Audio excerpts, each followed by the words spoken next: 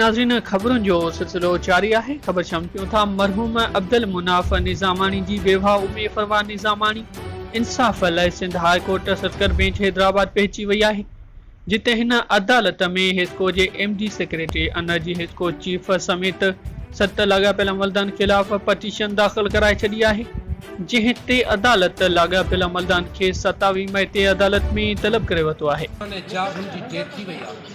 उन खां पोइ संदुसि इन लॉस संदुसि सहुरो जे अब्दुल लतीफ़ निज़ामानी जेको वाबडा जी इन एसोसिएशन में पाकिस्तान जो प्रेसिडेंट आहे, उन जी पोजीशन उन्हनि खे इद्दत जो टाइम घर में पूरो करण न ॾिनो ऐं उन टाइम ते हिनखे घर मां कढी हिन जा सोन सामान सभु टोटल फुरे, बल्कि जंहिं फ्लैट रहाइश हुआ उहो फ्लैट उन ते बि उन जूं चाबियूं वग़ैरह फुरे, जंहिंजी ख़बर पई आहे त राति उन मां टोटल उन जो सामान वामान सभु कढी विया आहिनि।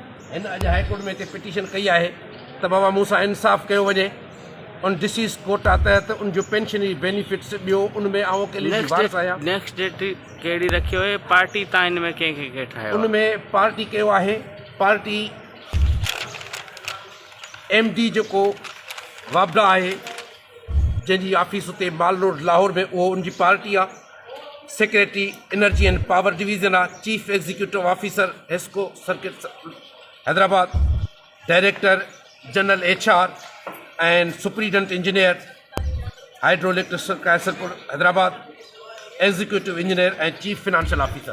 इन्हनि 7 माण्हुनि खे पार्टी करे कोर्ट उन जे लाइ दाख़िल कयो आहे। कोर्ट उन्हनि ॾे नोटिस करे 27 मई ते उन्हनि सभिनी खे कॉल कयो आहे इन पर्सन हिते हाज़िर थियण जे लाइ। कुछ भी ना कंदो, ही जेको घर में ही मूंसां ही कयो या मूंखां पहिरीं छा कयो आहे तव्हां? मूंखे घर मां कढियो, मूंखे इज़त बि न करण ॾिनी, मूंखे पहिरीं ॾींहुं कढी छॾियो। मुंहिंजो जेको फ्लैट हो उनते हिननि कब्ज़ो करे वरितो आहे, मुंहिंजी ज्वेलरी हिननि खसे वरिती आहे, हिकिड़ो बि हिननि मूंखे ड्यूज़ न ॾिनो आहे। बराए महिरबानी हुते जेके मुंहिंजा वाजिबात आहिनि इंसाफ़ कयो वञे मूंसां। इंसाफ़ अदल में मरहूम अब्दुल मुनाफ निज़ामानी जी बेवा उमे फरवा मौक़ुफ़ इख्तियार कयो आहे त मुड़ुस वाबडा जो मुलाज़िम हो, जंहिंजी वफ़ात खां पोइ संदसि सोहरो अब्दुल लतीफ़ निज़ामानी जेको वाबडा हाइड्रो रेवेन्यू जो अॻुवान आहे, हिन ज़बरदस्ती घर मां बेदख़ल कंदे मुड़ुस जो शरई तौरु रद्द करणु न ॾिनो आहे ऐं घर फ्लैट्स ते कब्ज़ा करे वरिता।